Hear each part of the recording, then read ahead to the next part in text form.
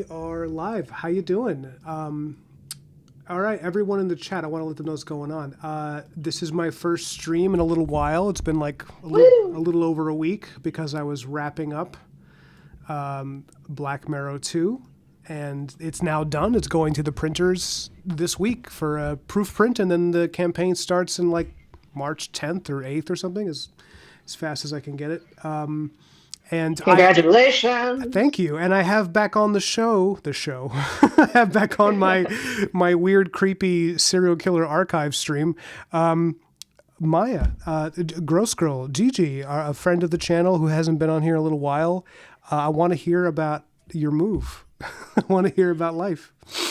Oh man. Okay. So, some of you in chat will know this already, but my partner Will got a new job in Virginia, so we moved from Los Angeles to uh, Northern Virginia, which was a lot in a number of ways.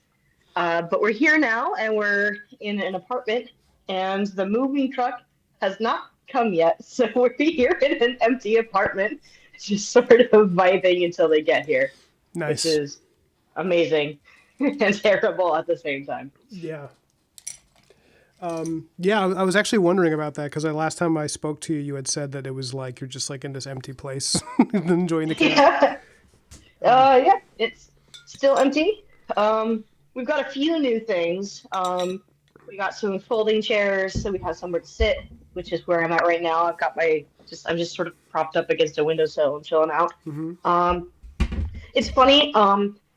While we were packing to leave, there were a few items that didn't get packed after the moving truck left that we just sort of either gave away, threw out, or shoved into a suitcase with us. And one of those items was a projector.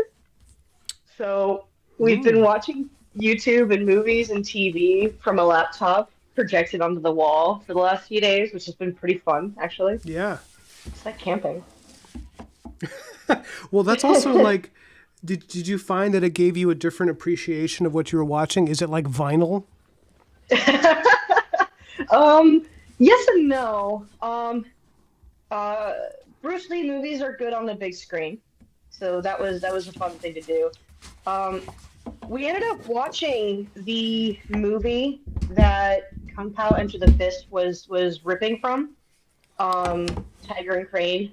I think it's also called Savage Warriors, and it wasn't bad, but I kind of feel like I maybe liked it more because it felt cinematic being up on the screen or on Oh, the wall. sure, yeah.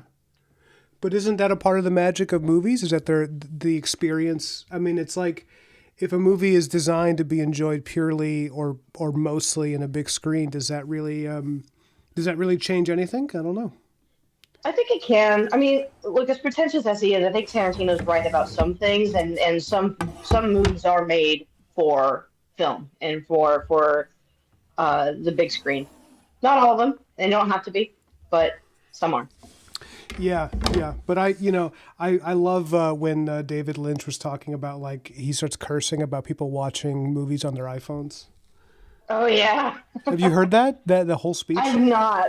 That's It's just amazing. him being like, if you think you understand a film because you watched it on your iPhone in your morning commute, he's like, you don't know a fucking thing. He's like yelling and he's just getting real mad about it.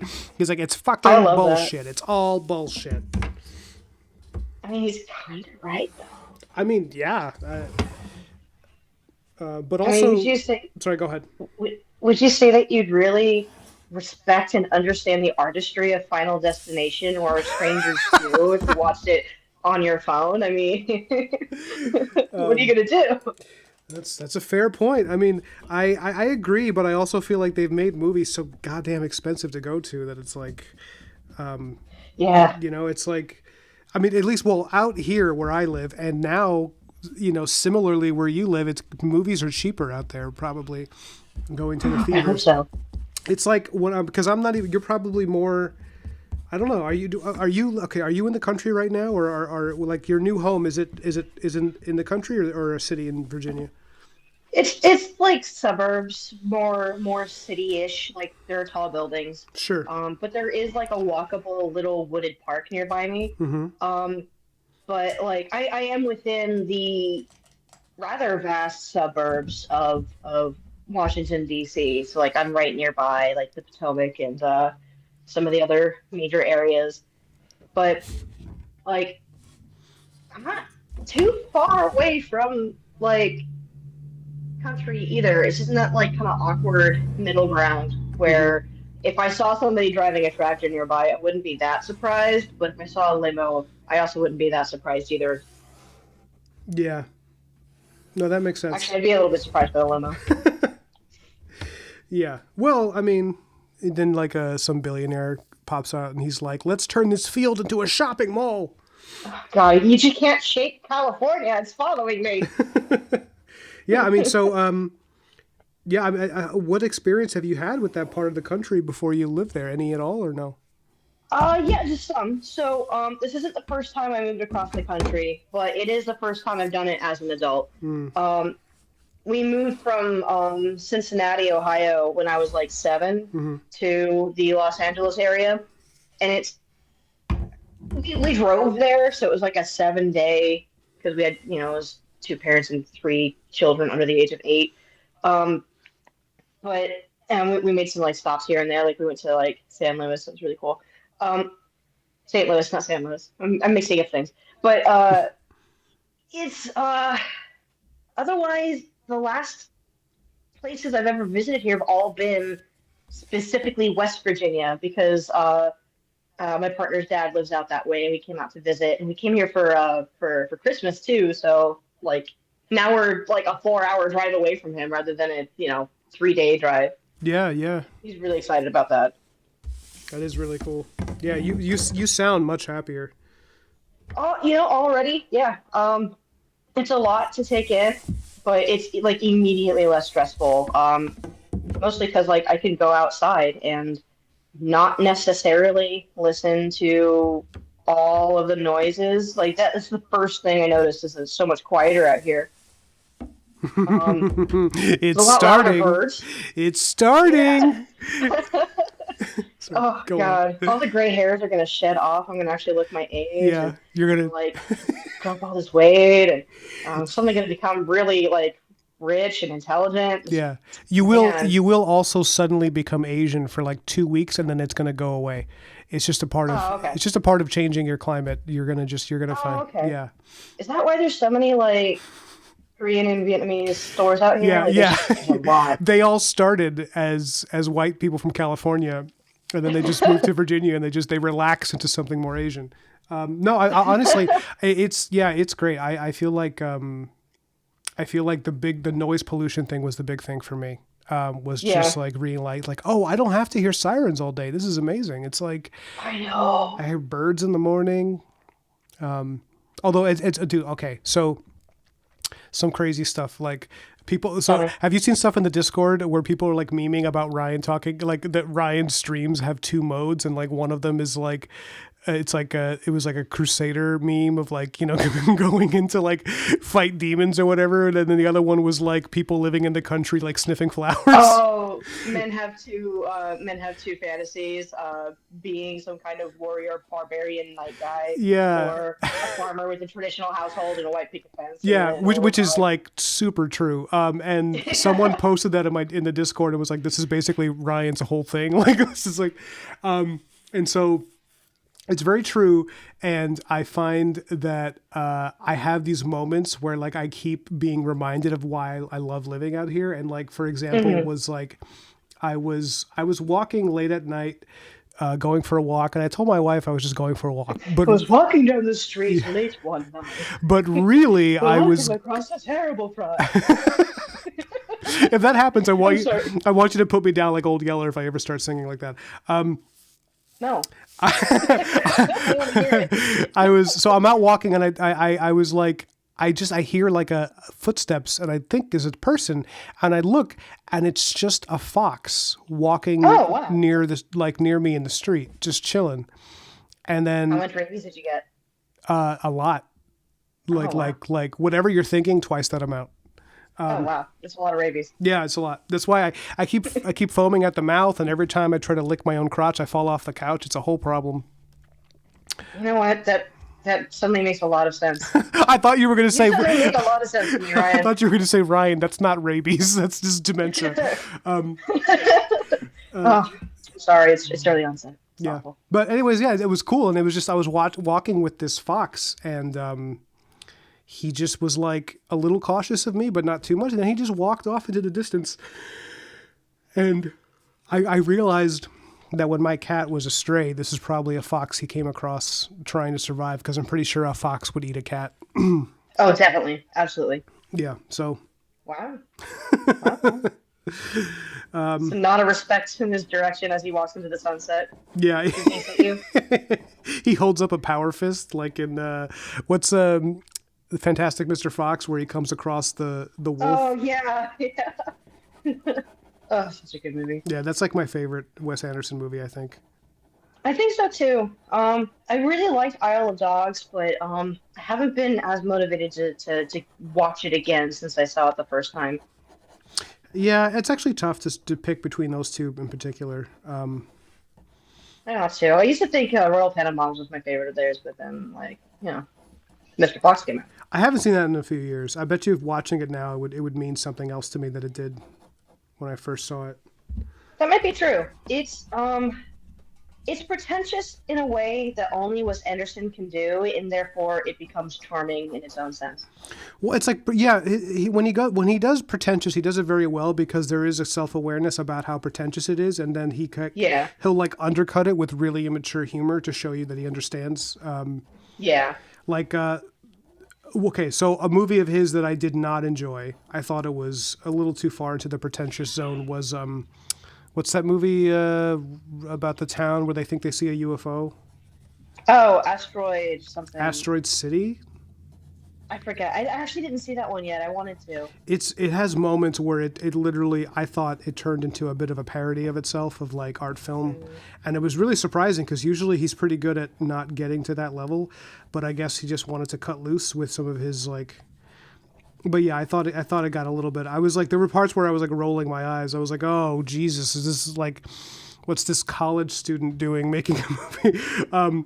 But some parts of it are great. But then I think it's the third act. You'll see when you see it. The third act, it turns into a different movie, and it becomes something I just didn't. I was just feeling like I felt like I was. That's tough to pull off. I felt like I was somebody's dad at a play, being like, I don't get it. Like, I'm missing the game. Like, I just turned into this fuddy-duddy who didn't enjoy things. But the one he did before that about the newspaper, I forgot what I always forget the name of his movies. But that one I thought was like maybe my favorite of his non-animated movies. Yeah. It was so good. Oh shoot, what was the one? Burn After Reading. It was really funny. Oh, that's Coen Brothers.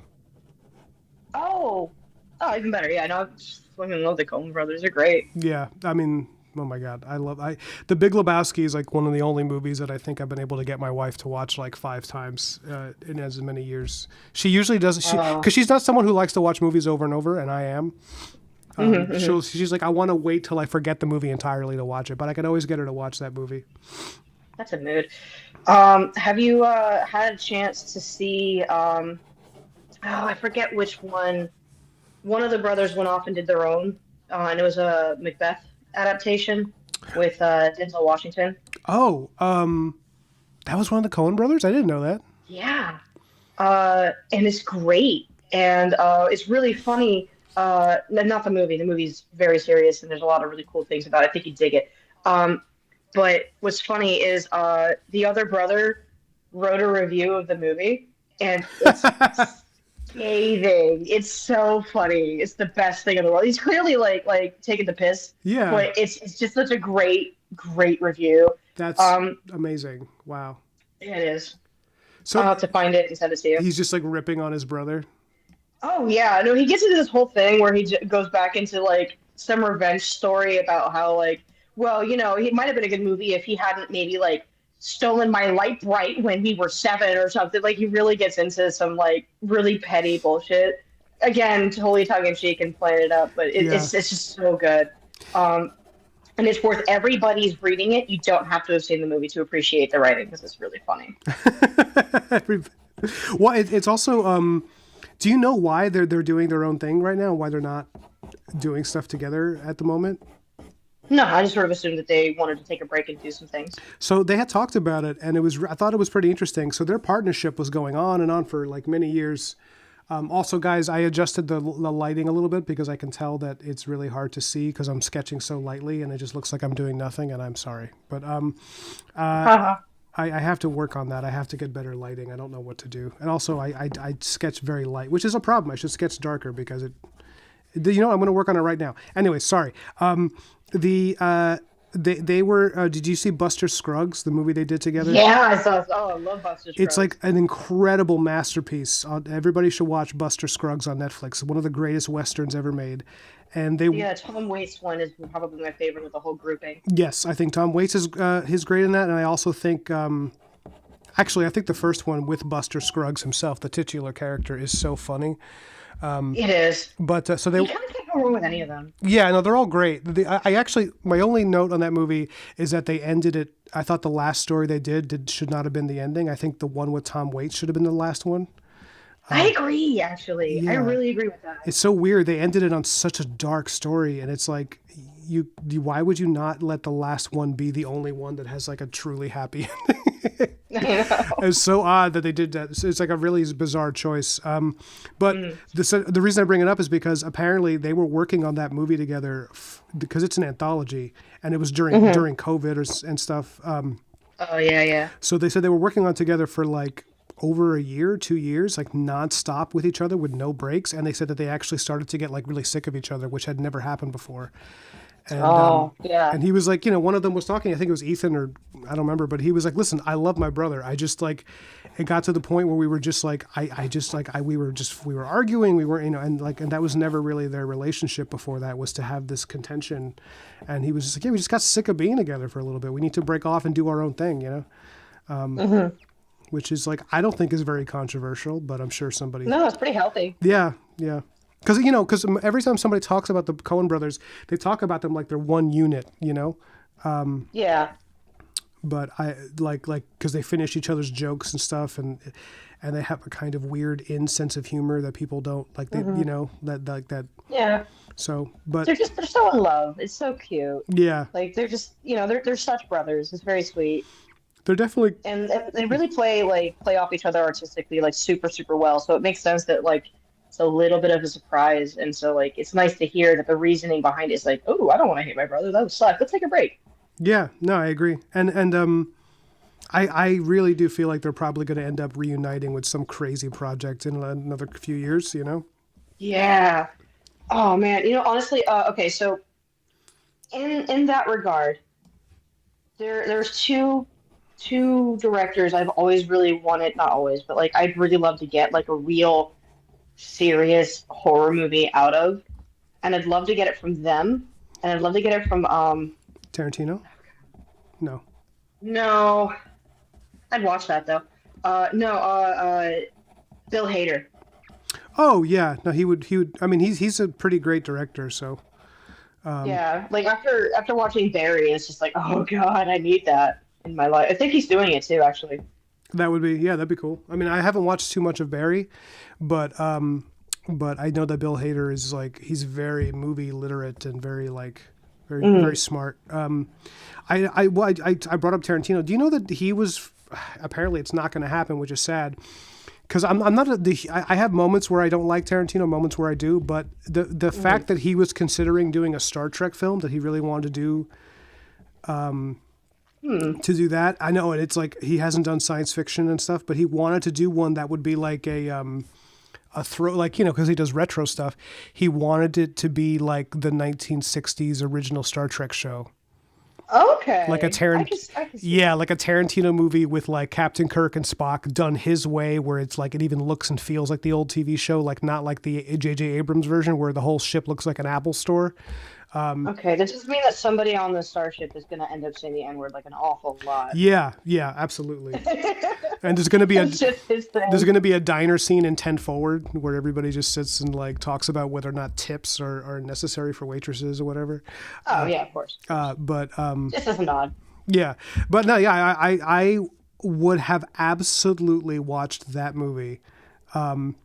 Even though it's like, I know he probably grew up as a Star Trek fan. That's why he wanted to do it.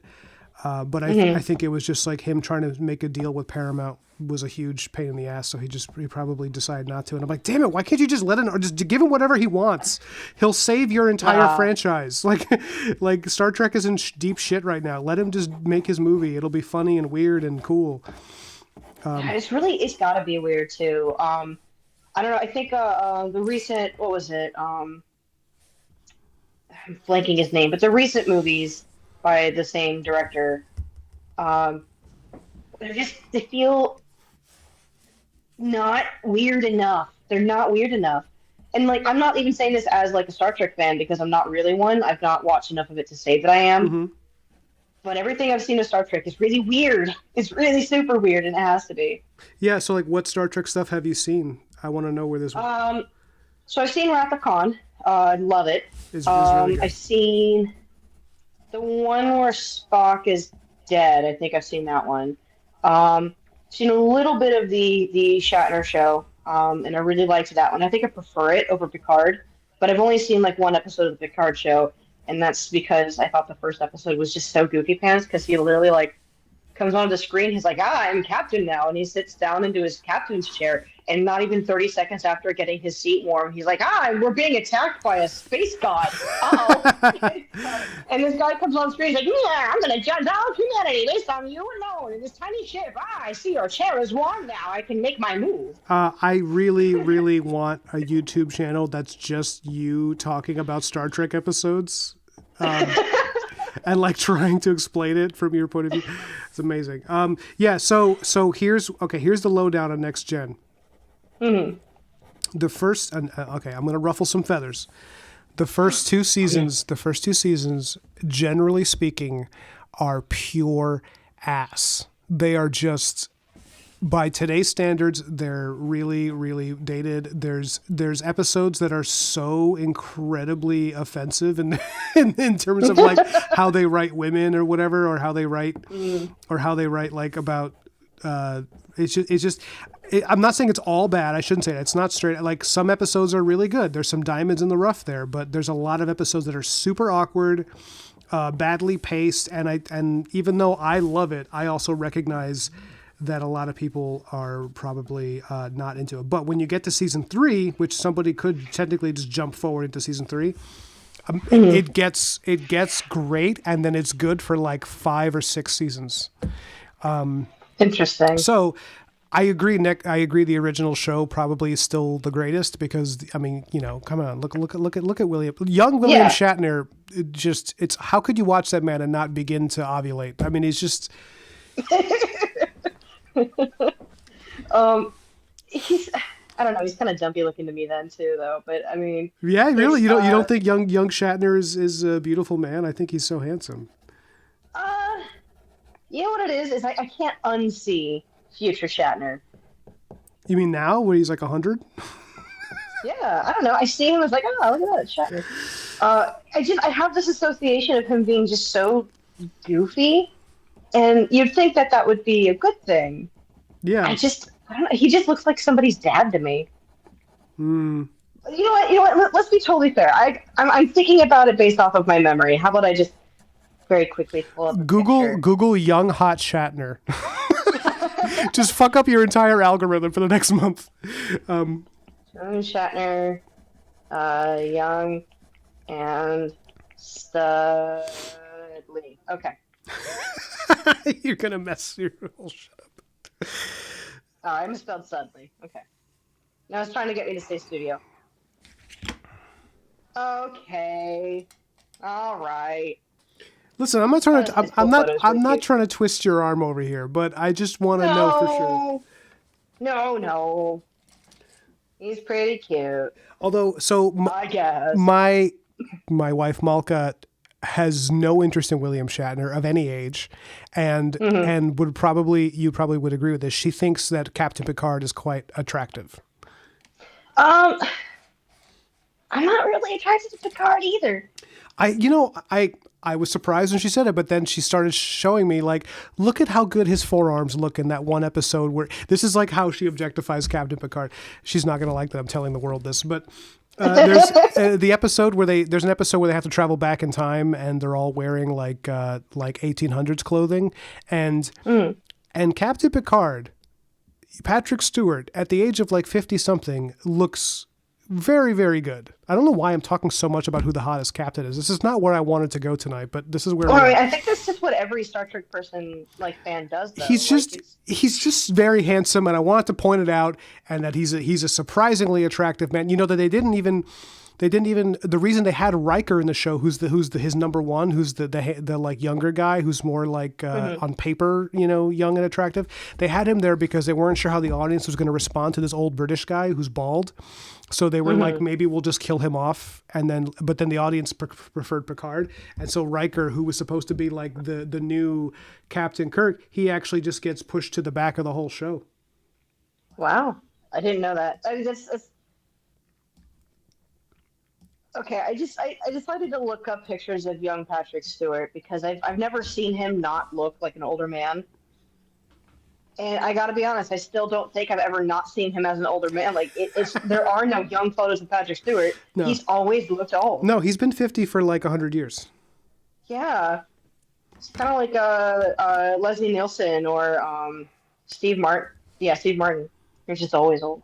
Yeah. I forgot he was in Dune. Oh, yeah, he was the original Gurney Halleck, which is not easy to say. Just full circle back to talking about oh god, David Lynch. I really love that movie. I really love his movie. It's terrible. It is not a good movie, but the art directed the fuck out of that movie. Which the original Dune? Yeah. This is an art department movie. It's just great costumes, cool sets, weird ideas. Not well written, and the actors maybe got a little bit lost in the sauce, and the sauce is probably cocaine. I think the actors did their best with a very strange script. I think I think that the book is already weird, and then David Lynch actually made it stranger. And I do think that he should probably have read the book before he made the movie. I feel the same way. Because not just because of like some of the script problems that you're already thinking, but also because like I don't think he understood what the book was trying to say. No, I don't either. Because you've seen the new one, I'm assuming, right? I saw the first of the new ones. I have not seen any of the others yet. Okay. Well, like a theme in Herbert's work is like to be wary of the false messiah, of somebody pretending to be like.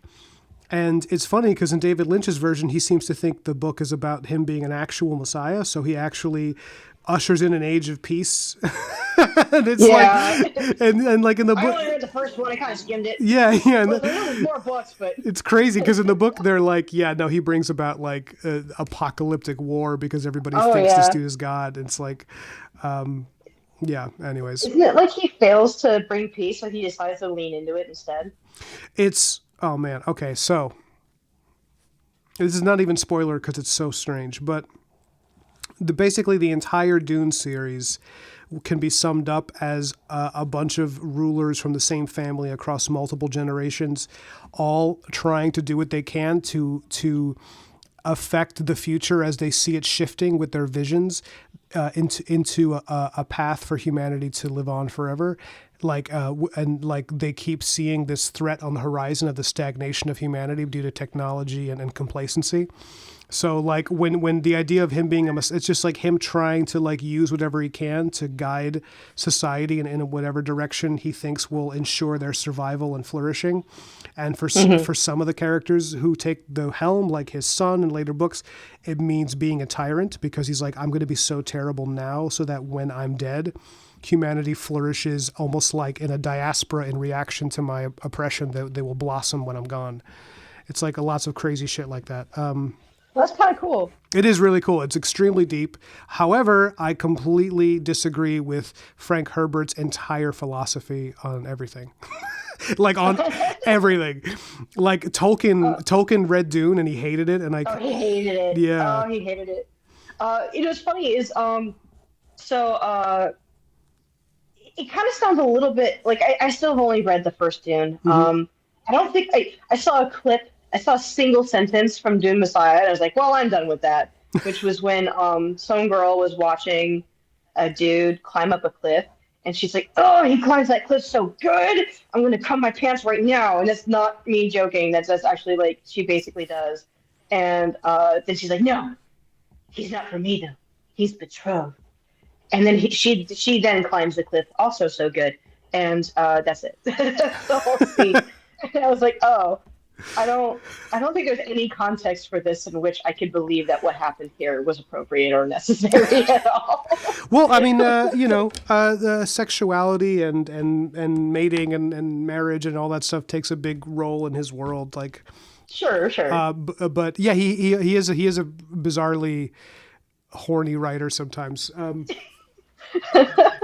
But yeah, I mean, do you remember what Tolkien hated about Dune? Because he only ever read the first one, and he very publicly was like, "I hate this. Don't show me this." I don't. It's just funny because it came up in conversation earlier today too. Because Really? yeah, Will's been reading Paralandra and a couple of the other C.S. Lewis uh, trilogy sci-fis, Mhm. and the one he's on right now, who's which title I'm completely blanking on, even though I was literally just talking about it. Um, uh, Tolkien famously loathed it. That hideous. It's called That Hideous Strength, and Tolkien used to call it That Hideous Book. And it's really funny just because Tolkien and C.S. Lewis were like really close friends. So he railed into his writing a lot. Oh, C.S. Lewis's writing? Yeah. Yeah. He well, Tolkien hated a lot of stuff. I'll be frank. I think he was a good He's a man, curmudgeon. but he I really. think Go ahead. yeah, I was gonna say I think he earned it though. Like, didn't he like fight in World War II or World War One or World War something? One. Yeah, he was like literally in the trenches in no man's land and like dreaming of fantasy fiction because his reality was like hell. Didn't he like translate the Eddas, like the Viking Eddas, while he was in the trenches? Yeah, he's also responsible for translating a lot of old Arthurian fiction that was like Oh, so cool. only ever done in like original like Gaelic or like Welsh or something like that. And he basically, just because he loved those books, he like translated a bunch of it. So like versions of it that I've read that I didn't even know were credited to Tolkien because he was just like, come on, let's Bored. yeah, because he was bored. But I'm yeah, bored in the trenches. Everybody's firing at us, and all I want to do is watch TV. yeah, Tolkien had he had like I say this with love and respect for him, but he had a pretty narrow idea of what fiction was supposed to do. Yeah, that's true. Like he was very like he didn't like C.S. Lewis's worlds because he was like he felt that he combined mythologies too much, and he's like, Yeah, I didn't like the analogy either. Like he thought that was lazy or something. which analogy? Uh, C.S. Lewis would make a lot of primarily religious analogies, like Aslan being kind of like Jesus and all this other stuff. Like that was just something he liked to do, Mm-hmm. Yeah. and especially given that like that was a huge part of his career and his life too, like being a kind of a Christian speaker of some degree or another. Mm-hmm. He had like a radio show and stuff. So there being any direct analogy where you could pinpoint, well, that's like this and this is like that. Tolkien hated it because his peas and carrots would be touching. That was not okay. His peas and carrots touching. Yeah, yeah. Yeah, I mean I get it. I just think he needed to relax a little bit. But Oh, totally. I also like. I thought C.S. Lewis did it in a way that well, apparently he hated that C.S. Lewis put Santa Claus in Narnia. I know. It's just like, well, there's no whimsy allowed with Mr. Tolkien. Yeah, I think he just That's why that's just like his stuff. yeah. I mean, but it's I get it. I do think it's an odd choice, but I actually think it's kind of cute and like, but Tolkien had a weird thing. Like he saw Snow White. He wrote a review of Snow White when he saw the original Disney movie. Do you ever see? And he's like, it's very beautiful. The animation's incredible. The artistry, I have a ton of respect. But this is not what dwarves are like in mythology. And he's like, they're wise creatures and they're ancient. He's like, they're not dopey little cartoons that are childlike. It's just like, bro, like, relax. He's definitely the kind of dude, like if he were part of a different generation, he'd get really mad about like Marvel movies because that's not how it was. That's That's not. how it was, guys. That's not how it was. In comics is different. It's not okay. He'd get frustrated by films. It'd be like, ah, it's not what it's like in the book. They did it wrong. Yeah, yeah. I don't think he would have liked any of the movies based off of his works. Well, I don't think he'd like most modern movies in general. Just like, by Yeah, probably like, that's it. he probably. I mean, honestly, he probably wouldn't even like the Lord of the Rings movies because they're very. No. I mean, like his son apparently said that they're just like action movies for teenagers, which I thought was a little bit dismissive because they're actually Yeah. pretty. But I also understand that they are definitely more popcorny than the books were. I don't know. And certainly the Hobbit ones. I mean, they like really went out of the way to try to do that, which is a shame because like there's a lot of things about the Hobbit that like are little details that would have worked just fine as a film detail that they didn't do or they try to change it. Like the arrow that was it Bard uses to shoot at Smaug Yeah, Bard the Bowman. being yeah, and they changed it into being this like massive like javelin spear thing because like oh nobody would believe that this tiny little arrow would like fell a dragon, but like yeah we would. It's kind of cool. Let's bring it back down. It's just not now. It's not representative of some like small taking out a big. Now it's just get it, Yeah, make it look cool. the fact that it's a small arrow isn't that the point because it shows that he had great aim and that he knew where to hit it and like Yeah, and the and only he could do it. yeah, It's a skill issue. it's a skill issue. He needed to play Call of Duty for like a few months and then just go for it. Yeah, it's got to get good scrub.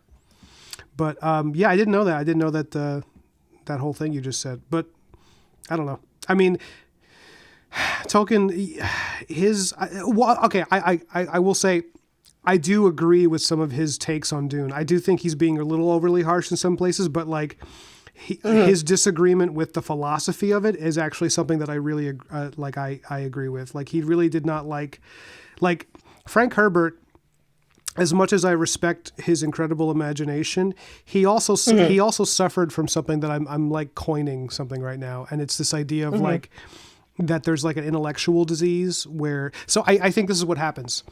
I think people become overly specialized in one way of looking at the world or behaving, and then it becomes their identity in a way that inhibits them from like growing.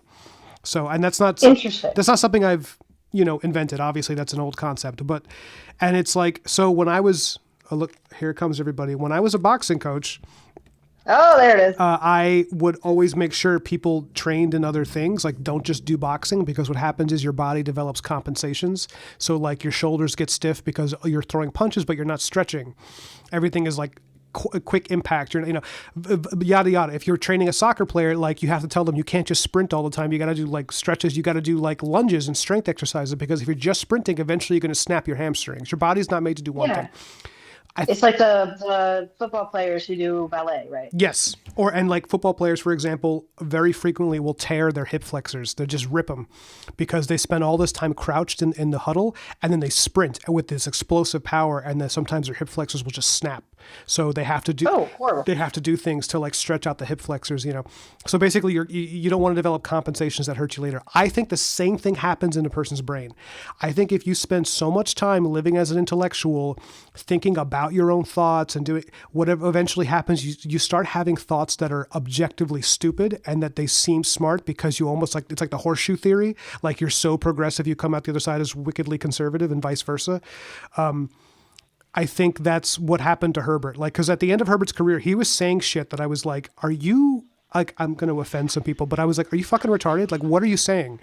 Like, he said, I remember, I know nobody likes the word retarded. I'm sorry. No, not in this context, but I have to tell you how much I dislike this thought that he had is that he was like, he said this quote where he said, arguably like Nixon was a better president than Kennedy because Kennedy gave people this false idea of virtue in a leader, whereas Nixon showed us how corrupt a leader could be. Oh, shut up. And I was, Stupid. that's like a masturbatory intellectual crap. It's like saying something that sounds smart on the surface, but if you think about it for more than a second, you're like, that's really stupid. Like, that's dumb. Yeah, it's pretty egotistical of him to have said that. You're right. It's funny. And and like that attitude is kind of in his work, even though I do think he's a great writer. And I think that's what Tolkien was taking an issue with, where he was like, you're acting like you know the history of the way, whatever. It's just, I don't want to put word in anybody's mouth, but, also, obviously, Tolkien, like a book that warns against the Messiah to a devout Catholic who literally writes a book about a divine king saving the kingdom. It's like, he's not going to like that shit. But yeah, that's the kind of shit that Herbert said, where I was like, I want to push him into a locker. I want to like stuff him in a locker, like just bully him. And like, I want to dump his books on the ground because of what he just said. I mean, like, wasn't the whole issue with his books that the first one was supposed to be kind of a commentary on the OPEC, like the gas crisis, and then the book got really big, and he wasn't expecting that, and the crisis ended. He didn't have anything else to say on it, so he just sort of like, what else can I make this about? Let's just keep going with what's there, right? So it came from somewhere a little less honest. Now he has to find new scaffolding, and I think because it just blew up into this phenomenon, he wasn't prepared for the egotism that comes with sudden power. Yeah, I mean that's an interesting way to put it. I could see that. I mean, I don't know, because like the books, they are very smart even as they go, but they get progressively stranger. And a friend of mine had said like he felt that it was because Herbert got really into drugs basically after the 60s kicked off. He got really into hallucinogenics and stuff. So a lot of the books are, that'll do it. You know, but I think that was probably a big part of it. You know what? I have a hard time thinking how that possibly could be a part of it. Drugs make you more smarter. More creative. Don't you feel more creative when you have like all them drugs? I do feel more smarter for having heard you use the double positive so confidently. Yeah.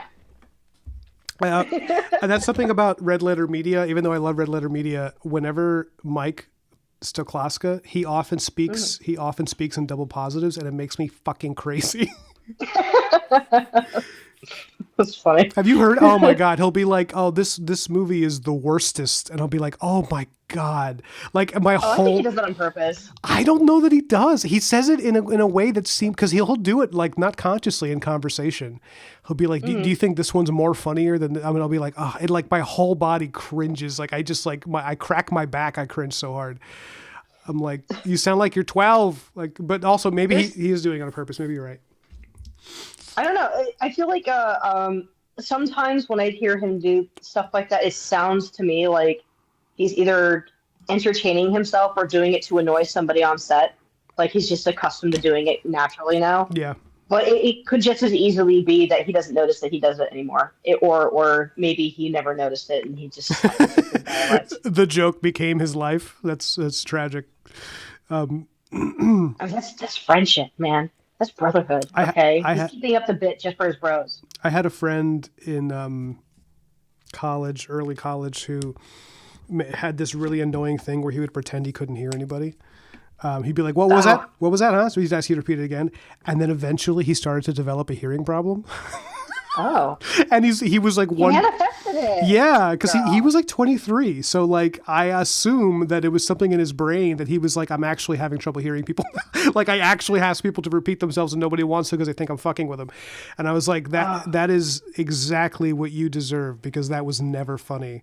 He was saying it was a joke to hide the fact that he did have a problem that he wasn't addressing. Oh, that's a fresh perspective. I should text him and apologize. It's dark. It's a little sad. Yeah. Yeah. You should apologize. Call him on stream. No. Bring him in. He's fine. I've seen pictures of him on Facebook. He doesn't have a hearing aid, so he's probably just annoying to talk to because he keeps going, huh? What? And he holds one of those big French bullhorns up to his ear. Oh yeah. You know, it's funny. It could just as easily be exactly what you're saying, though, that he like tricks his whole body into changing the way he pays attention in those moments. Yeah. Because like, I don't think I've ever told you this. I tricked myself accidentally into believing that I had a nut allergy for years. Whoa. And one day I was like, I'm going to be responsible, and I'm just going to go ahead and get an allergy test done. So like I drive out and I do my test, and they do the thing where they like put a bunch of stuff on your back, and they do like a grid of like what are the various things that would give you a reaction, and they look at it. Mm-hmm. And the results came back, and they're like, you're not allergic to anything. But I reacted. And like, yeah, no, sometimes your nervous system, you just have a histamine reaction because you get nervous about something. And so I looked at the doctor and I was like, so I'm just neurotic? And he's like, well, I wouldn't put it in those words. He's like, okay, I can handle that. That's really funny though, that you're like, I'm just neurotic. Yeah. Yeah, yeah. But I can eat nuts now, and I'm very happy because I fucking love pistachios, bro. They're so good. It's really funny that they said you're not allergic to anything. You're not even allergic to arsenic. It's amazing. We have to study you. Please come back. It's on a scale of you to Rasputin to Captain America. Those are the only three people that can do this. Apparently, I was allergic to having car accidents because on my way home the from the doctors that day is when I totaled my car for the first and only time. Oh, And that sucked. I thought you were gonna say I you. was too elated. I could eat nuts now. Yeah, you were like swerving all over the road. Yeah, I want to have some fucking salted almonds. Woo! You're like knocking over trash cans. I thought you were going to say that you were allergic to car accidents you found out because you ran someone over and then promptly sneezed.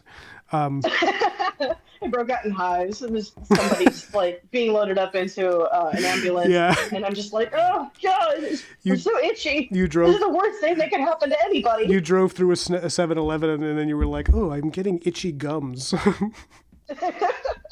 I become that car in that fake PSA about the kids sitting in the park and just rolls over them. You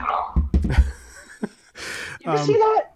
No, what is that? Oh, it's like a PSA commercial where a bunch of kids are out at a park just enjoying themselves and like they're all sitting around in some kind of picnic or they're being read a book or something, and a car comes over and it crashes and it just rolls over and flattens all of them.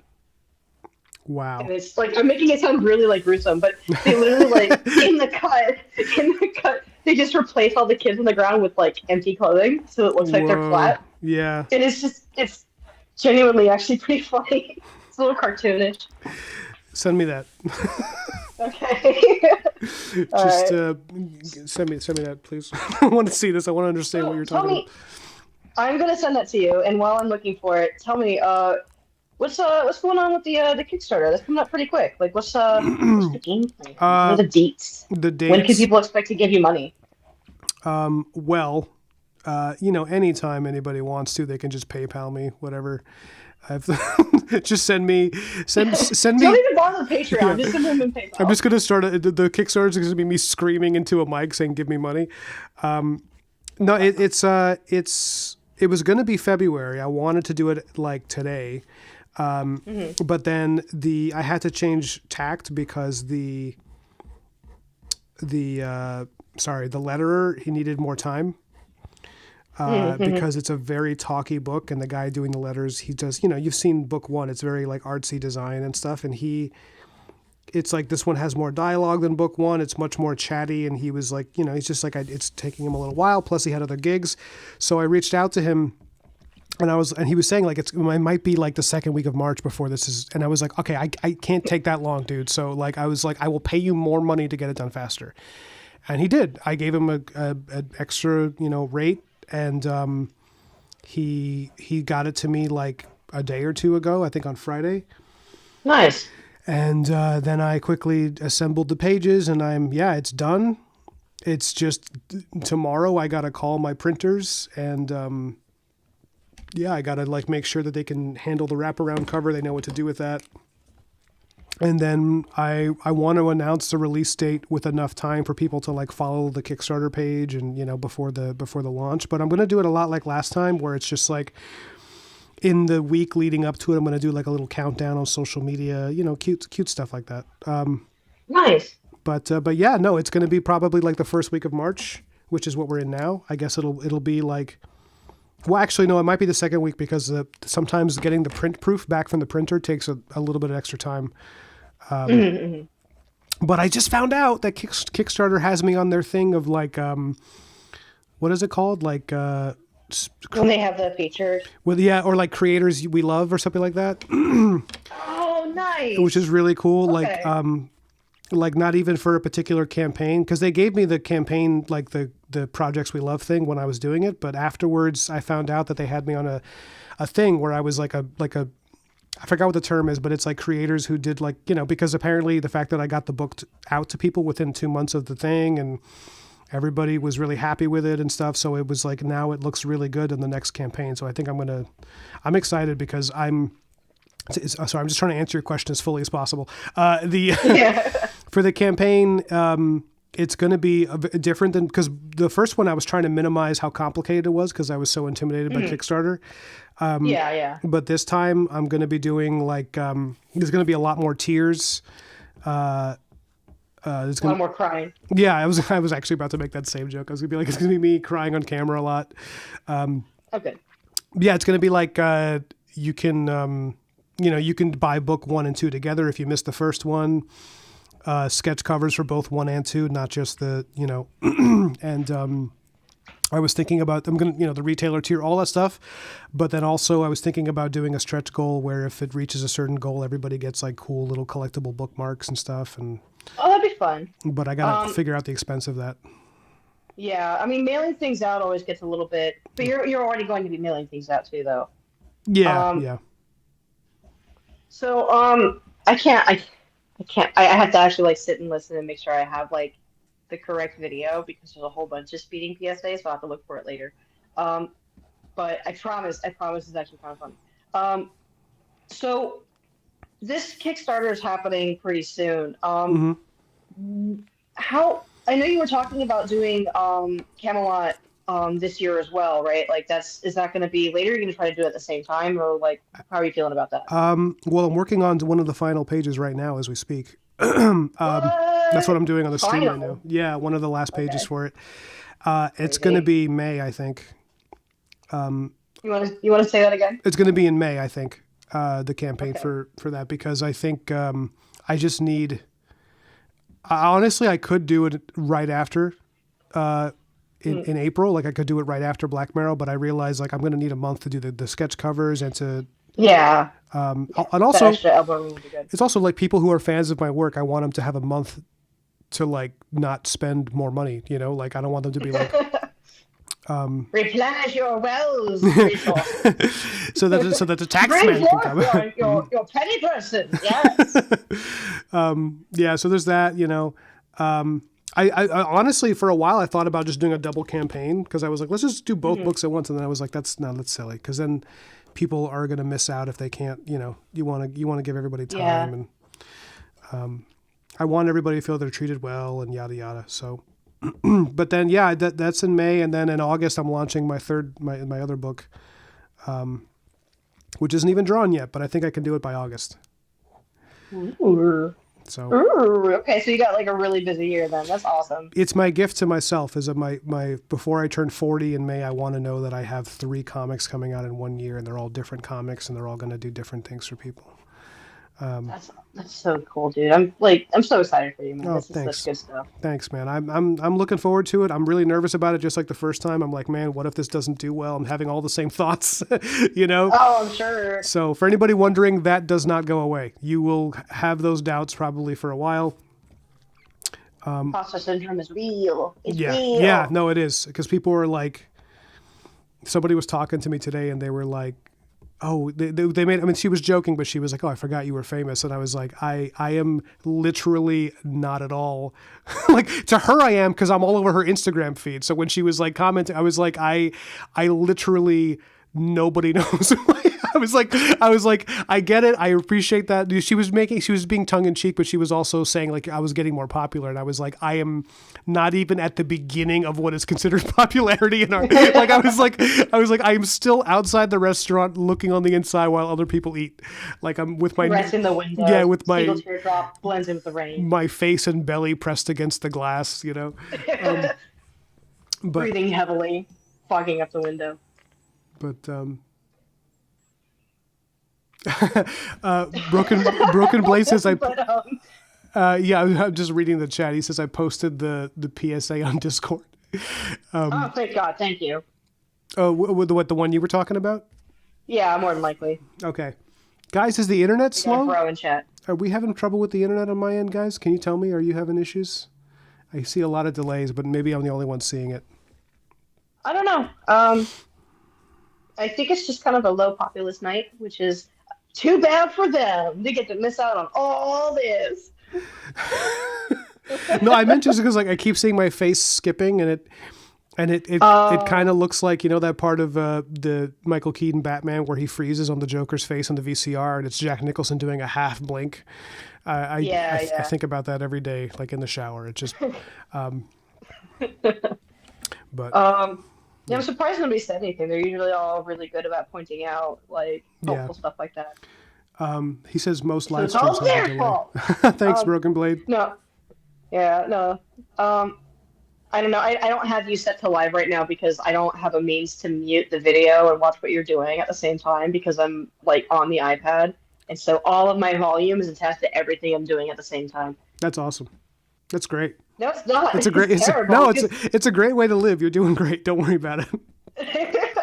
oh man, I can't wait till my computer comes. I miss it so much. I need my tablet. I want my Suki. Yeah. I need my chair and my apple juice. It's all coming. It's not Wait, here you yet. have a Cintiq? Yeah. Are you like a what kind of Cintiq? Like a drawing, you draw on the screen, or is it like a bamboo type thing, or what? No, this all Cintiq are screen. Wacom is the name of the company. Cintiq is the line of tablets. The one I have came out in I want to say 2012, so it's pretty old. But I inherited it because after my grandfather passed, there wasn't really anybody else in the family who would have gotten any use out of it, so I absconded with it, and it's mine now. Whoa. Yeah, I'm not a dirty thief. I asked first. Um, but No, that wasn't why I said whoa. I was just, yeah. But I want to know about the Cintiq and like how does it feel when you is it like amazing? yeah, I mean, I love it. I think if you're gonna get anything that has a screen that you work directly on, the larger the screen is, the better. Um, like, don't get me wrong, I like working on the iPad. I'm actually doing some stuff now because I'm trying to get accustomed to using it more often. Um, because I have more work I need to catch up on. I don't know when all this stuff's coming in, in the boxes. It's supposed to be this week, but I don't know when. Um, but just being able to work it kind of like a larger drafting board is nice. Um, and I really like the very directness of it. I've used a couple of different companies for tablets over the years. Um, only two for screen tablets, display tablets, and that's XP Pen and Cintiq. And XP Pen's nice. The one I had, the color was really off though, and I had to do a lot of corrections. But I think they might have fixed that issue at this point. Um, but Cintiqs and Wacom products have always been my favorite, and I like it. The one downside to them, especially if you're accustomed to using just the pad ones like the Bamboos or the Intuos or anything like that, is it's not as ergonomic. You can't just lounge. Oh, I think I lost you. Hello. Are you there? Yes, I got you back. So you can't just Okay. lounge. Yeah. So like if you're because the padded ones are all just like glorified mouse pads, right? Mm-hmm. So they're like a gaming controller. So if you wanted to lean back in your gamer chair and like enjoy some snackage and stuff and just look at the screen from far off, you can totally do that, and it's way more lenient and it can be more comfortable in that manner. And I think there's like a separation when you're drawing on the pad and watching it on the screen versus doing it directly that helps loosen you up. I think a lot of professionals who still use the pads probably do it partly because of that. Um, I'd be curious what Dan's reaction is because I know he was talking about getting a Cintiq or something like it. And he's been using the pads for years now. So I'm Yeah. curious if I'm right about it. But I mean, once I started using the screens, I don't want to go back. I can go back. I have gone back, but I love it. Yeah. I Painting. I I wanted to know about it because I've been using when I mean I mostly use an iPad when I'm doing digital, but Hmm. I have a Huion, which is kind of like a kind of like an off-brand Cintiq. Like it's kind of like Yeah. their big competitor. Yeah. And it suffered from a lot of the same problems you're describing with the X Pen, where I felt like it took so long to color correct it to get it to be the same as, Yeah. which is a problem I did not have with the iPad. Everything on Procreate, it looks perfect. And when I print it out, it's exactly like I pictured it. It's like no issue, Yeah. Yeah, so like but then I thought like, because I was like, I really prefer the iPad, but then I was like, maybe it's because I haven't done a Cintiq yet, and maybe if I try that, I will never turn back. I tell you what, if you ever end up in my corner, I'll let you try it and see what you think. Because I was genuinely surprised when I was first looking, not first looking, but like there was a point where I was looking at other display tablets. I forget if it was just for funsies or if I was going to buy one. I can't recall. Hmm. But I got really surprised that the one everybody kept repeating was a Huion product because their pad tablets sucked ass. Like they're so like light and cheap feeling. Hmm. They didn't really give you the same sort of draw feel, like game feel that other tablets would in a way that I found it very off-putting. Because like my go-tos back in that time period, which would have been oh God, between 2006 and 2012, I would have been using mostly pads at that point, and I had Intuos, I did XP Pen and Monoprice. Sorry, not XP Pen. Sorry, Intuos, Monoprice, and Huion were the ones I primarily would use because sometimes they would just die or like I'd want a new one or something bigger or Yeah, yeah. whatever. And Huion sucked. Huion was bad. Um, Monoprice is dead. I don't think it does tablets any longer. Um, and they were my second choice. But Wacom has just been pretty solid. XP Pen might be worth looking into. Um, but I'm not really one for brand loyalty. They're on thin ice. All brands are on thin ice. But if I had to recommend anything, I would recommend a Wacom. I agree with that about brand loyalty. I used to be like that, and then I just was like, every time I commit to a brand, they start cutting Hmm. back on some of their stuff, and They let you down. yeah. Um, it's funny because as much as I love all these things, I've been doing a lot of traditional, Hmm. and I don't know. I mean, that page I posted today, that was It's a great page, by the oh, way. thank you. That was done with a quill. Like a dip pen quill with a feather and everything. No, no feather, but maybe next time. Oh, Yeah, there should be a feather. I mean, why not? There's no reason not to do a feather. But yeah, like a straight up dip pen. And I was like really enjoying using it. I mean, I'm not using it now because it's really hard to use that and stream at the same time because you have to like do so many things to, you got to have like 2 glasses of water. One of them has to have this amount. It's like all this stuff because it's like the way people drew like 1,000 years ago, and they're still doing yeah, it yeah. now. It's cool. People are still doing it the same way. But I love dip pens, dude. They're just there's a kind of tactileness when it comes to like the way that it scratches on the paper that it's just like it I don't know what it is, but monkey brain like it very yeah, much. yeah. Well, it changes your the line weight in a way that's really Hmm. interesting. I also find that it stops because like right now I'm working with technical pens just because it's Mm. like I just sometimes just get tired. You want something simple, and like Oh, like rapidographs? no, I guess a Micron is not a technical pen. I guess is what you're saying.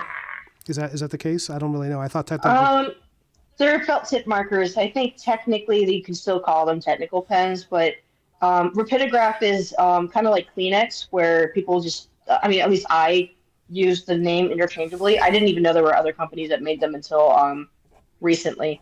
But they're a drafting pen that is like a tiny little metal tube at the tip, and it functions the same way that felt tip pens do, but it's got that nice dip pen scratchy, and it's just Oh, something about it. Yeah, there's something about them I can't explain, the quality just feels nicer when it flows well, but they clog real easy, so you have to be careful with them. I heard that from somebody, and it scared me off from them. But also, I'm using a quill, which also clogs really easily, and I have to constantly worry about it.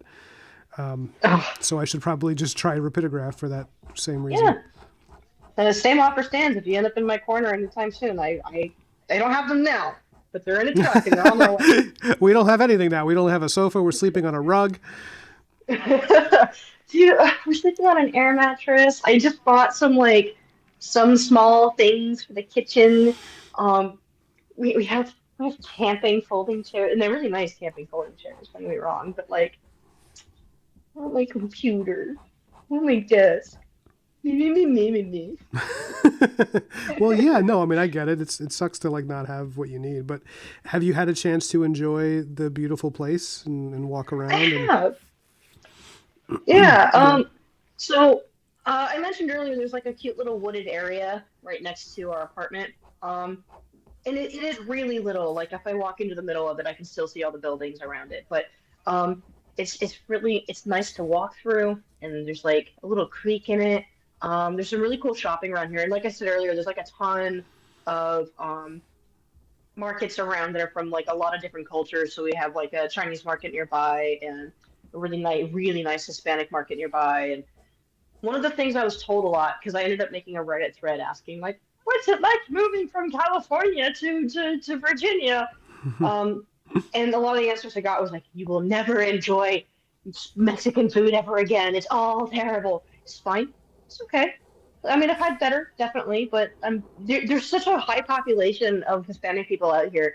The idea that there's not even a little bit of really good Mexican food just seems stupid. Like, there's definitely Yeah. going to be. Yeah. Um, but the people here seem pretty nice so far. A lot of really, so a lot more. When you go outside No. and No, I don't. people around you are just having a day and they're interacting with the people around them, whether it's like family that they brought with them or like you overhear a conversation or, somebody's playing with their kid or something. Um, I feel like there's more of that, which is a weird thing to say because it's not like I didn't go outside in Los Angeles either.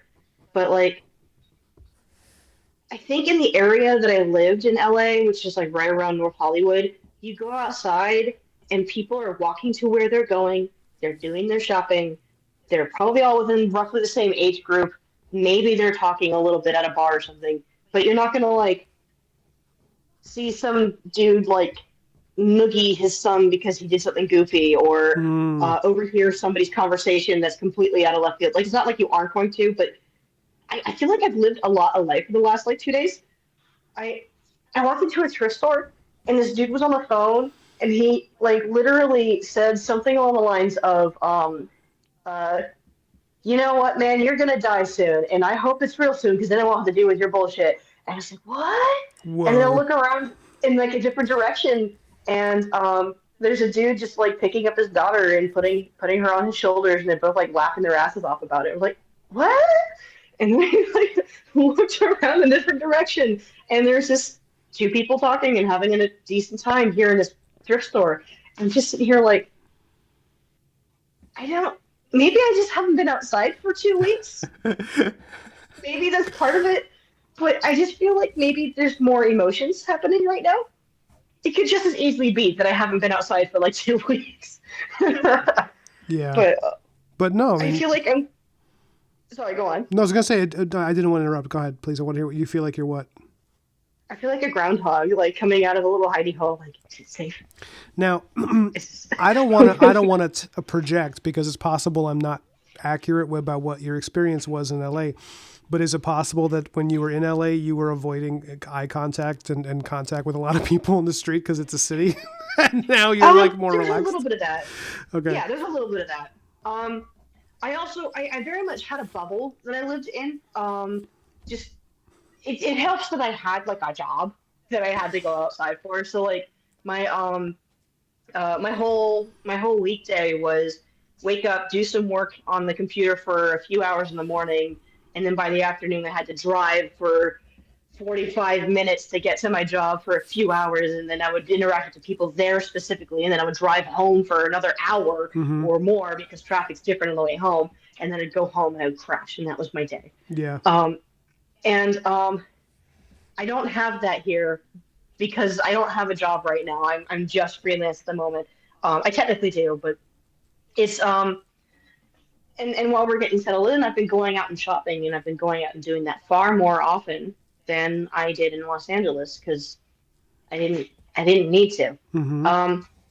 So I think you're definitely right. Like it's just that I'm outside, and but there also is like in LA, and I haven't experienced this yet here, but it's only a matter of time. It'll happen. But in LA, I used to joke about having a curse, and I probably can still joke about this. You just go outside, and there's a weirdo in the vicinity, and they know that I'm nearby, and they will come and talk to me, and it will be bizarre. Like recently, I was at a friend's birthday dinner. She wanted to go to a place called the Boiling Crab. I don't know if this is like a nationwide restaurant or not, but it's essentially a crab boil restaurant. And there's one in Burbank, and while we were waiting for our table, we decided to like walk down. There was somebody who was doing like magician card tricks on the sidewalk, which was pretty cool. She was really good at it. She was really awesome. And while we were all there, my friend, you know, she's dressed really nicely. It's her birthday, and she's really attractive. And she's also short and not somebody who is necessarily the most confident in awkward public situations, which is fair. Most people, I think, are, Mm-hmm. or aren't. So I noticed that while she's watching the magician doing her card tricks, there's a dude next to her who's just sort of scooching a little bit closer to her. And I notice this dude, and I make eye contact with my friend, and I give her like the hey, come over here, like bring, doing the hand wavy thing, like yeah, get over here right now, right now. So she comes over, and I lean into her. I'm like, hey, there's a dude right there, and he's like getting closer to you, and his phone's out, and you're in a skirt. You want to like stay here? And she's like, oh god. His phone's out. Like what? What do you mean? Like He had his phone in his hands below his waist. oh no. Yeah, and to be fair, in his defense, at the moment, I couldn't have been sure of anything, but he was continually like looking at her. I saw him do like the checkout, like up and down look, and like my friend wasn't really paying attention, and it was just really awkward. And his phone was behind his back at the moment, but I still like, there's nothing wrong with her coming over and standing next to me. Whatever. No. If it's nothing, then it's nothing, and if Yeah. it isn't, then it isn't. But he followed her to the other side where I was standing. And so I covertly shifted her to the other side of me, and he started leaning that way too. I'm like, bro, okay. So I guess this is the opposite. This isn't the curse because I approached him. Usually it's the other way around. But I looked at him and I'm like, hey man, are you gonna do a card thing too? Are you gonna pick out a card? Because this is cool. This is really well done. Like I'm not addressing any of the Behaviors, the yeah. concerns that I have. I'm just addressing that he's existing right here in my vicinity. And he's like, I don't know, maybe, I don't know. And I was like, yeah, she's really good at it. She's like, yeah, she's really talented, but it makes you wonder how she does it. I'm like, yeah, it's magic. It's like, magic's not real. I'm like, okay. Magic's not real. That's such a lame response to a magic trick. I know. But you're here watching, so That's he wasn't here watching. That's so like Christmas was originally a pagan holiday. It's like he just learned something. Sorry, go on. No, I felt like that answer like gave me everything I needed, and I was like, aha. So you don't care about that. You care about my friend, my hot friend in the skirt. That's what it is. So was he? So do you suspect he was trying to hold the camera under her skirt?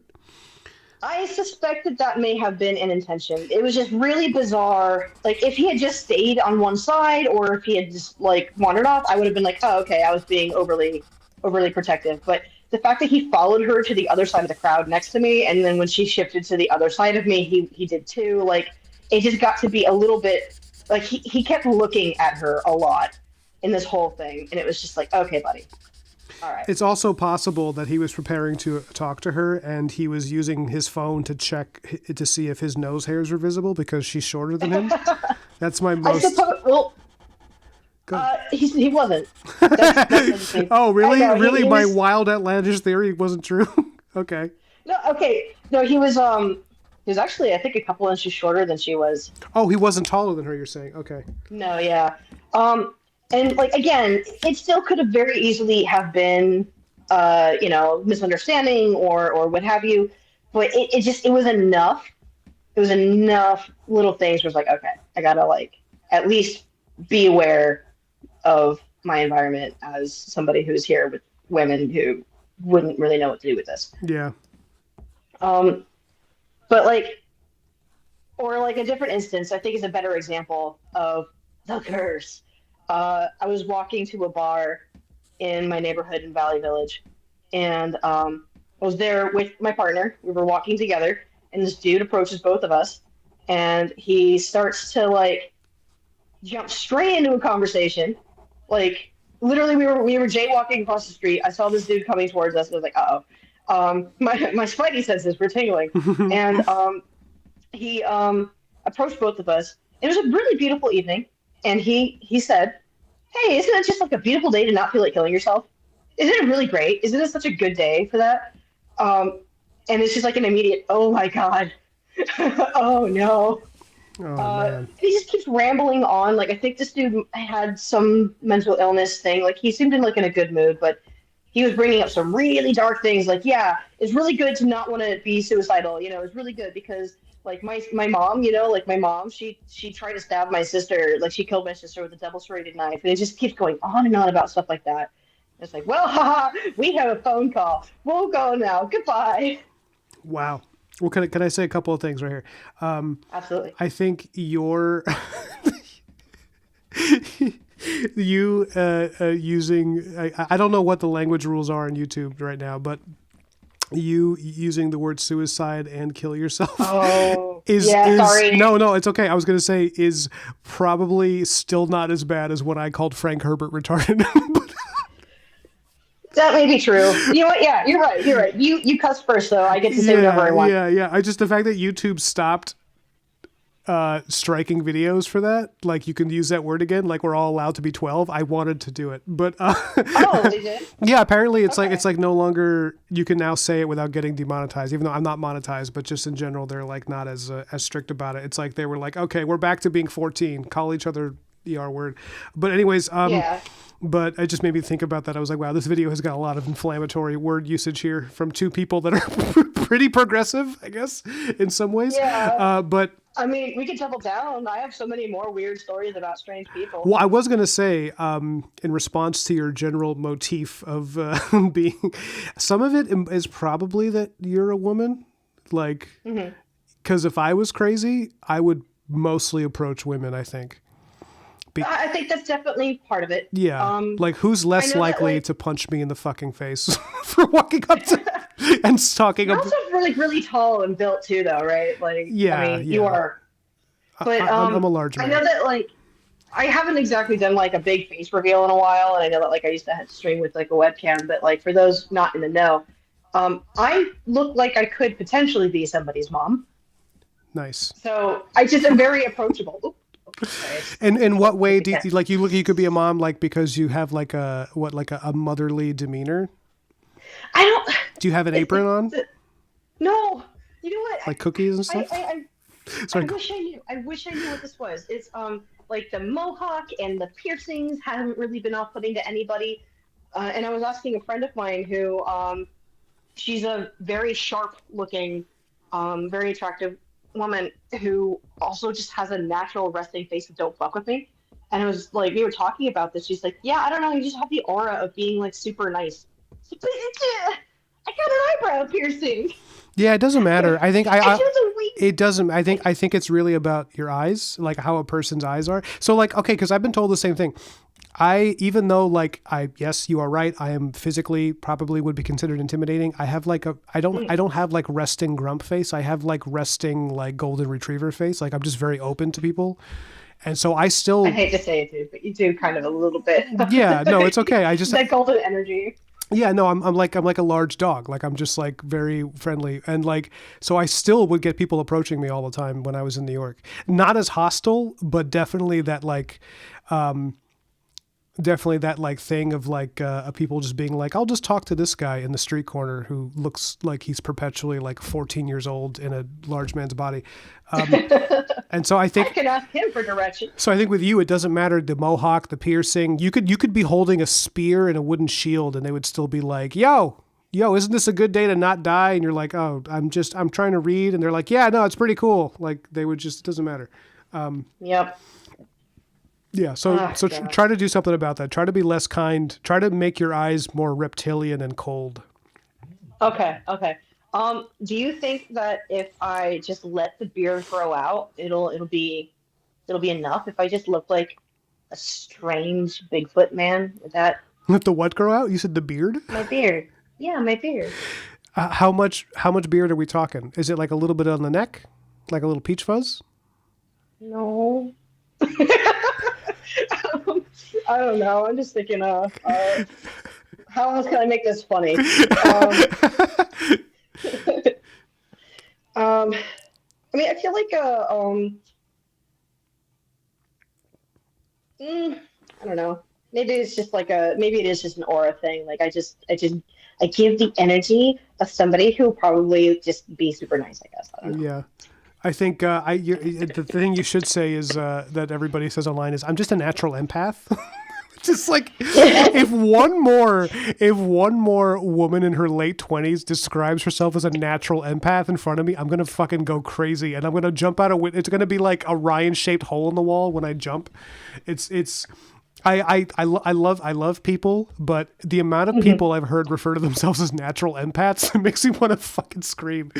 Like I need to know more because I thought this was maybe just like a I guess it's a TikTok thing, but I thought that was like a California thing. Like I'm just an empath, you know. I just like understand people's like auras and the things they need. that's what I hear that socially all the time. I hear less of it now that I'm not in the city, but the amount of people that say that as a flex, it's like that you can tell when your boyfriend's mad.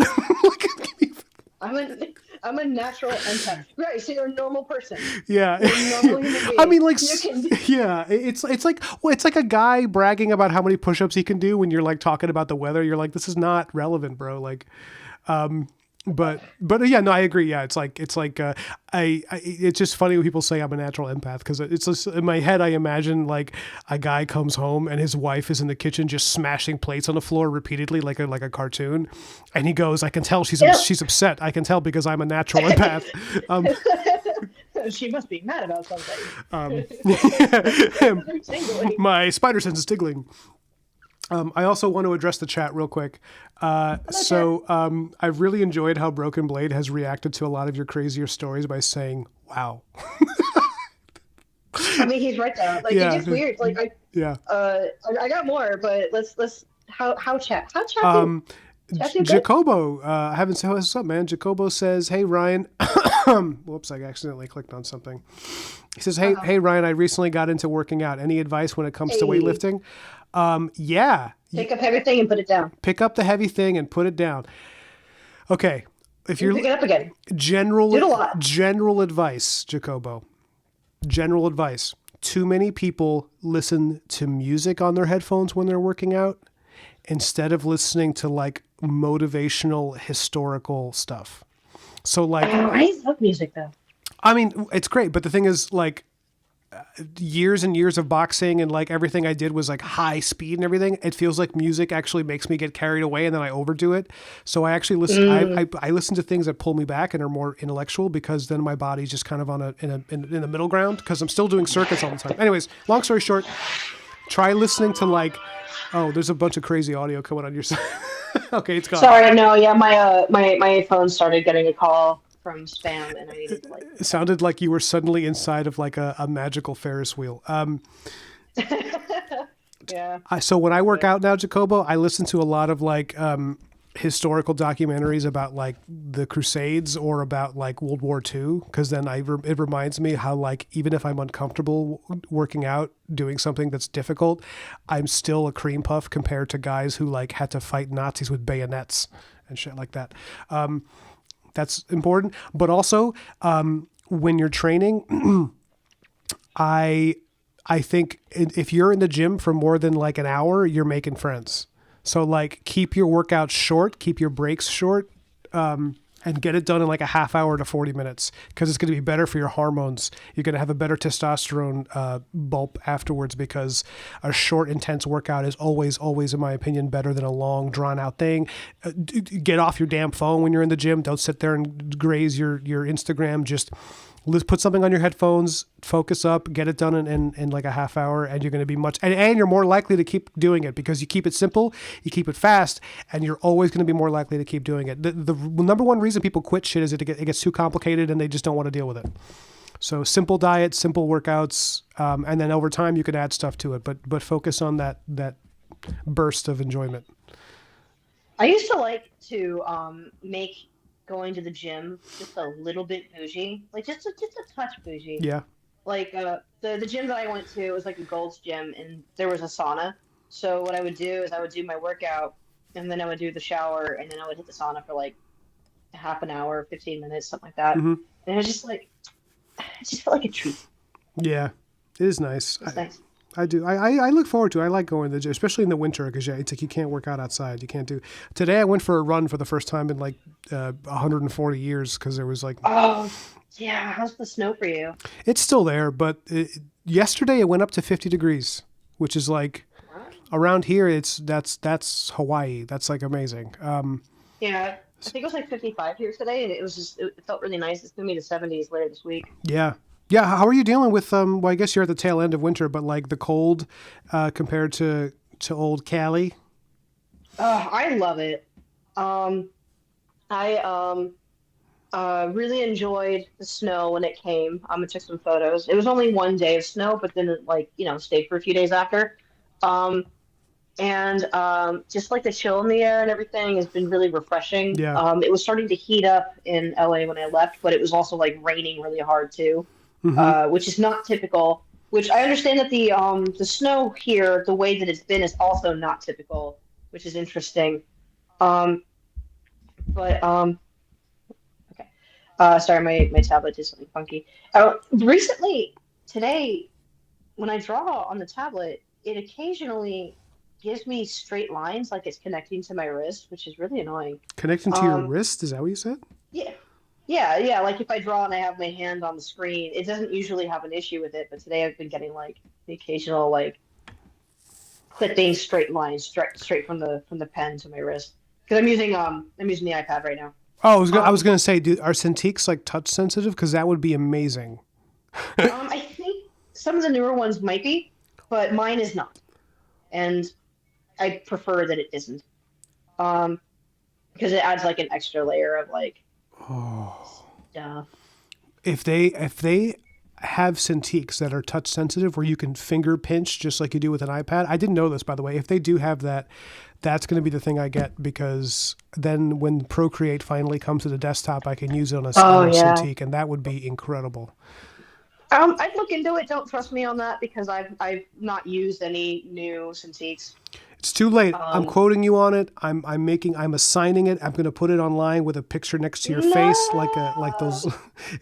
You will be. I'm going to let everyone down. You will be attached to this quote for the rest of your life. You're never going to live it down. No, yeah, I do want to look that up. I want to see how that's going, but.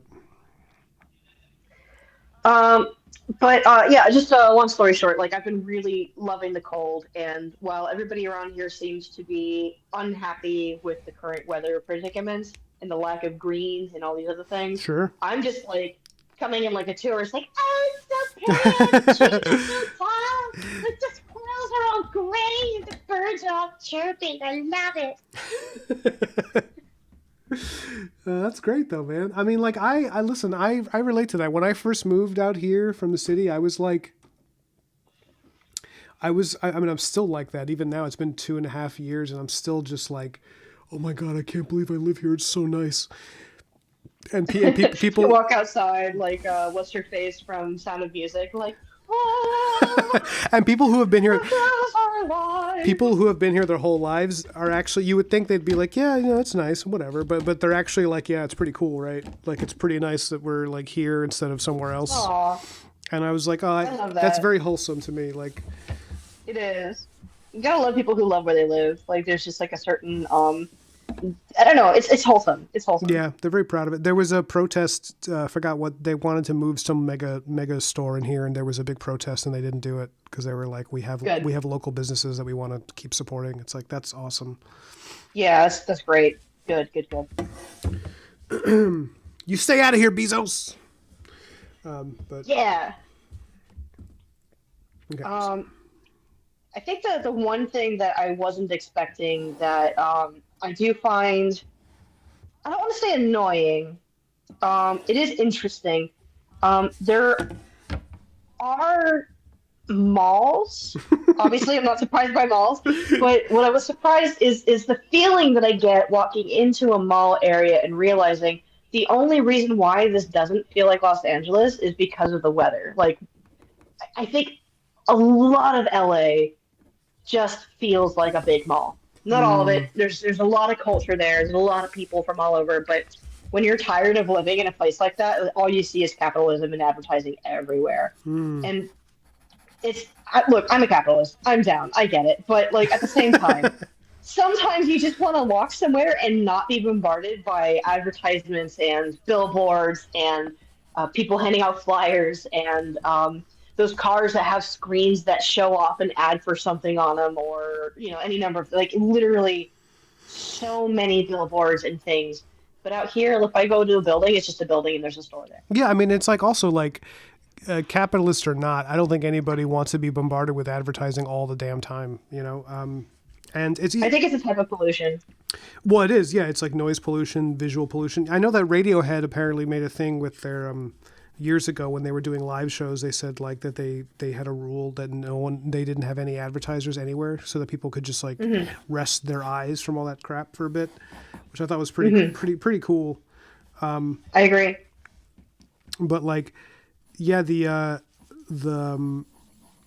funny thing about what you just said is that I just yesterday, Malka and I went to a mall because I had to replace my Apple Pencil that broke on the floor. I just shattered it, and terrible. the nearest Apple store is like, it's like a 40-minute drive because of where we live. So, but we're walking around the mall, and I it was like Saturday in the mall, so it was like packed with teenagers. chaos. Yeah, which is like, I was under the impression that malls were dying. I thought that they were like, because everybody was talking about that. Everybody's always like, how Yeah, they became trendy again because Y2K stuff's trendy again.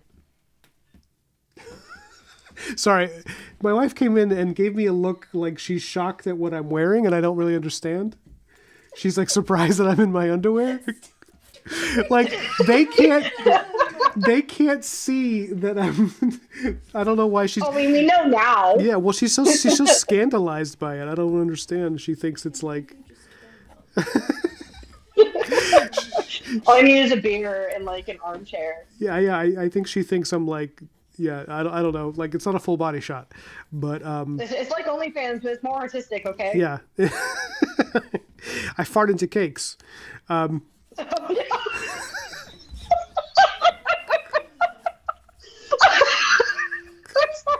Did you just reference cake parts?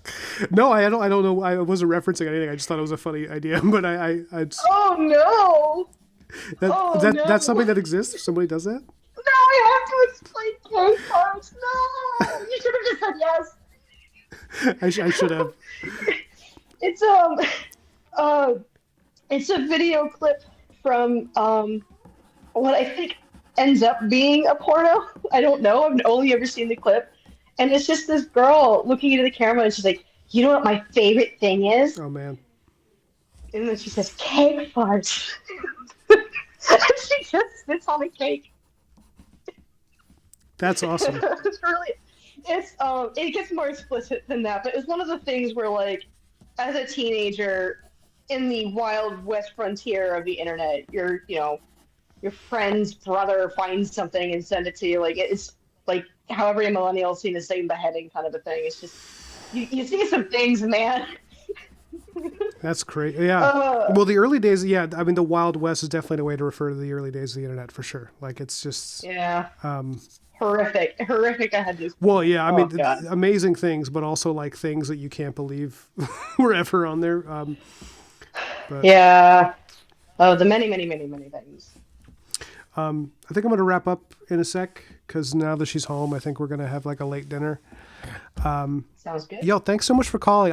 So I reached out to you because I was like, maybe she's had enough time to get used to where she is, like a dog sniffing every corner of the new house. Like I Oh was. no, I'm still sniffing. Okay, I'm I'm definitely still but I needed sniffing. Got it. lots of sniffing. But yeah, I think thank you for calling. I think I needed the social break because I think the two of us are slowly going insane. We got to go out this weekend, and that was nice. But uh, I feel feral. You feel feral.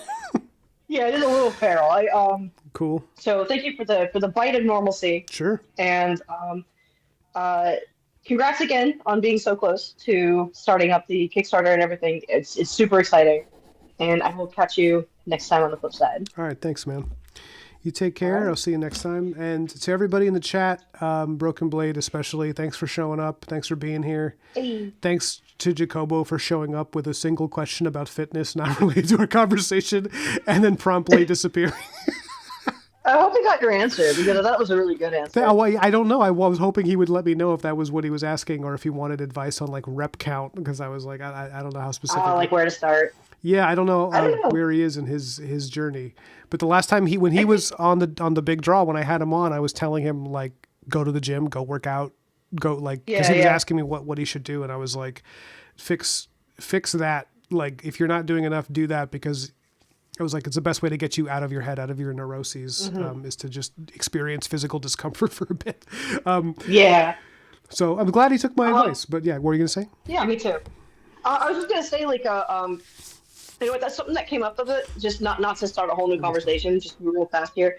But you know, have like chatted a little bit here and there about like doing something physical, like joining a sport or going to the gym versus going to therapy.